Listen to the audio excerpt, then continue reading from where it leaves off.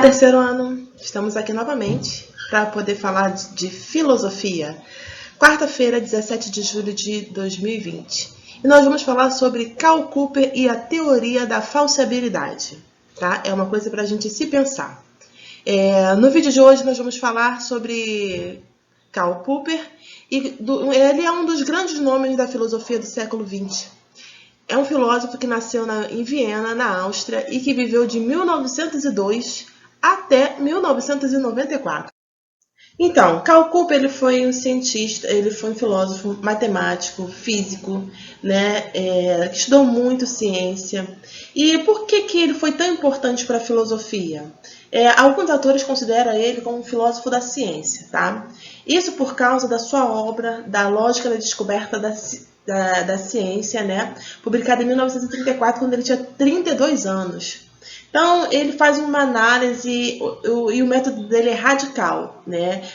O progresso da ciência. Então, ele era conhecido internacionalmente, né, pela teoria da falseabilidade.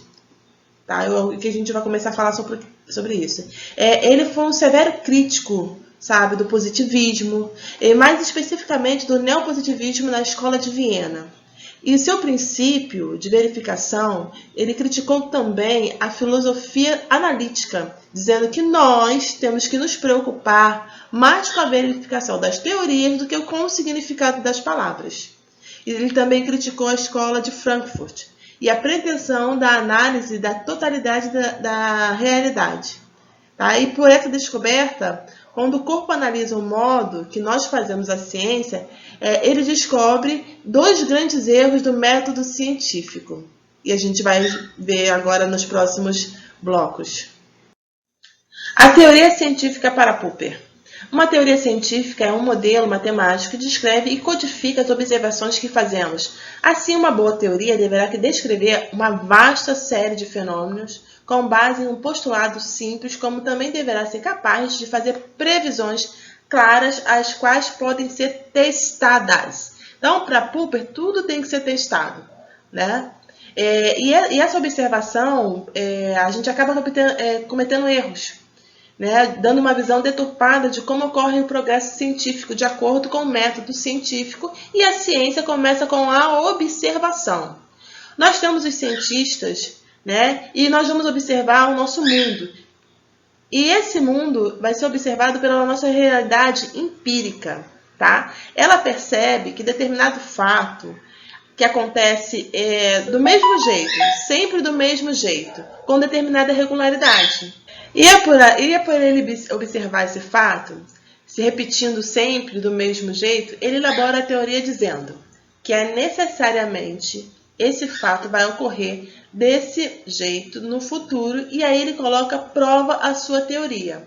Vamos continuar observando e ele olha realmente o que está acontecendo, tá? Aí vira o conhecimento científico, que é o certo, seguro, verdadeiro e necessário, ok?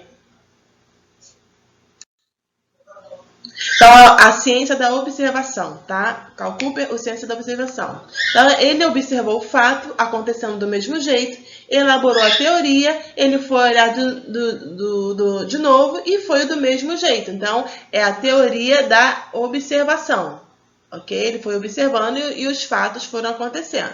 Então, Popper defendeu que a ciência se baseia na observação e na teorização.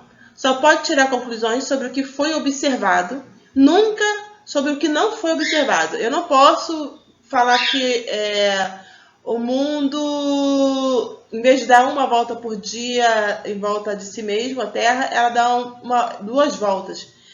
Cadê minha comprovação científica disso? Eu observei, quais são as minhas provas para isso? Tá? Então, assim, ele coloca assim, olha, esse exemplo. Assim se for observado 100 cisnes brancos de diferentes lugares. Mas isso não dá para me concluir que todos os cisnes do mundo são brancos.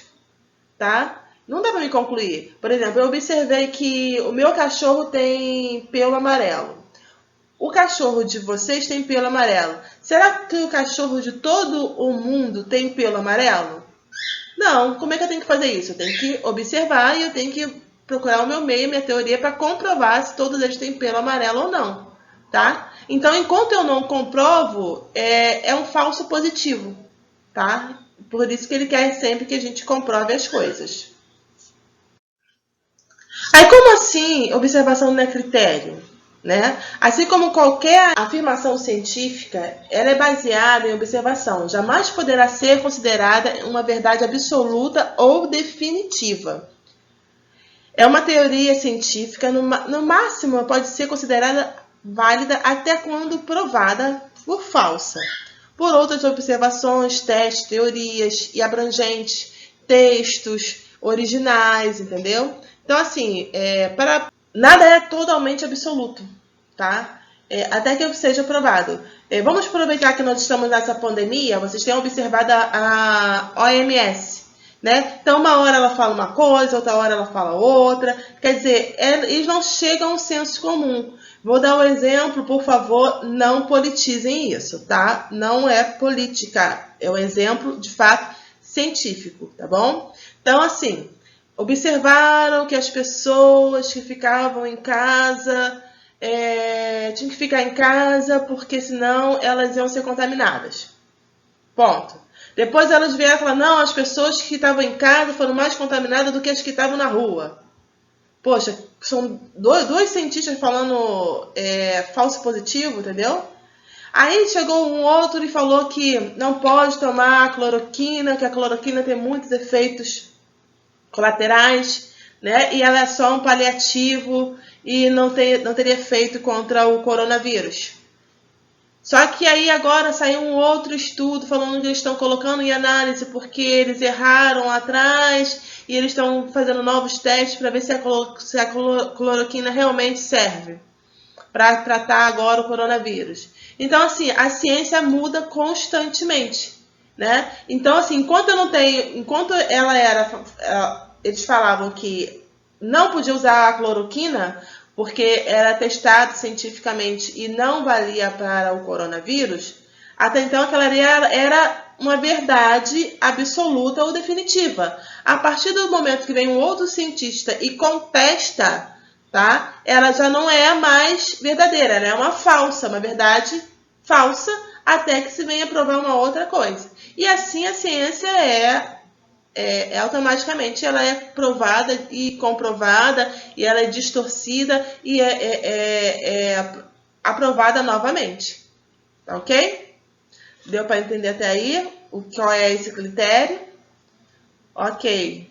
Prosseguindo. O critério da falseabilidade, tá? Então, assim, tem uma possibilidade, ela é constituída para o filósofo a própria essência da natureza. Assim como uma teoria só pode ser considerada científica quando é falseável, se ela pode provar que é verdadeira ou se ela é falsa. Ou seja, quando é possível prová-la falsa. Esse conceito ficou conhecido como falseabilidade ou refutabilidade, tá ok? Então, observando os fatores particulares, não é porque o Sol sempre nasce que é necessariamente que ele vai nascer amanhã. Como é que você pode provar isso? Né?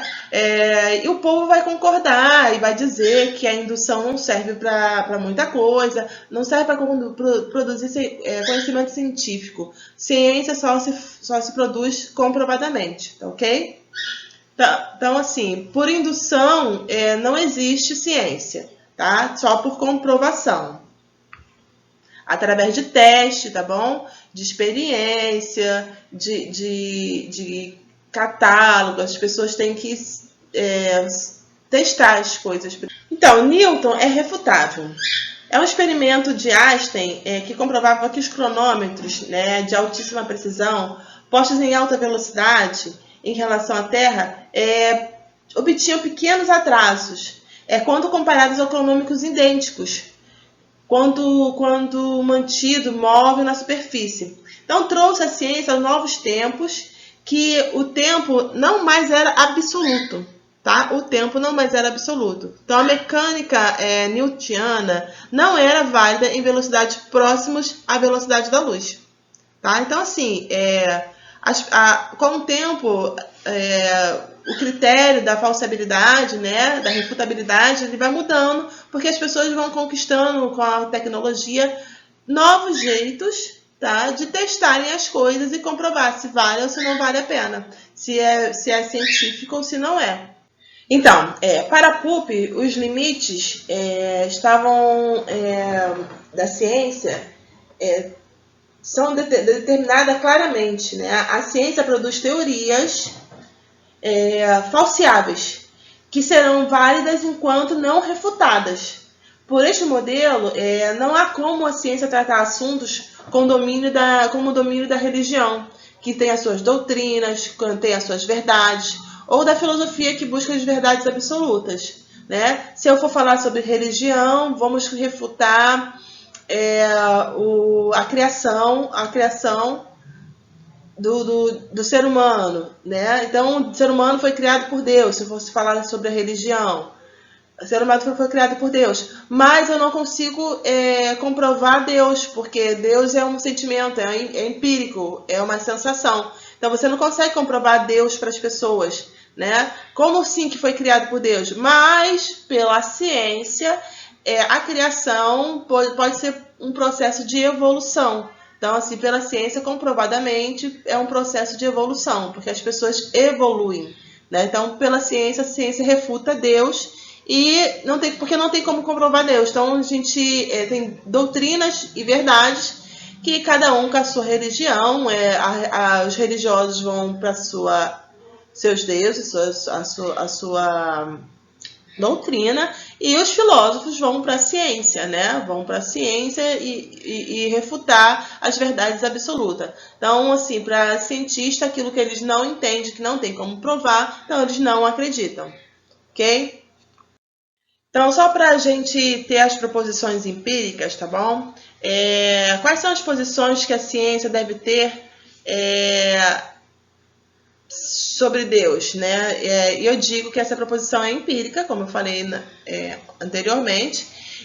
Uma proposição empírica, ela não é uma proposição explicável, porque eu não tenho como auxiliar isso através da observação, porque Deus fica no mundo sensível, tá ok? Então, se eu digo que a Terra é plana, eu posso falsear isso observando o mundo sensível.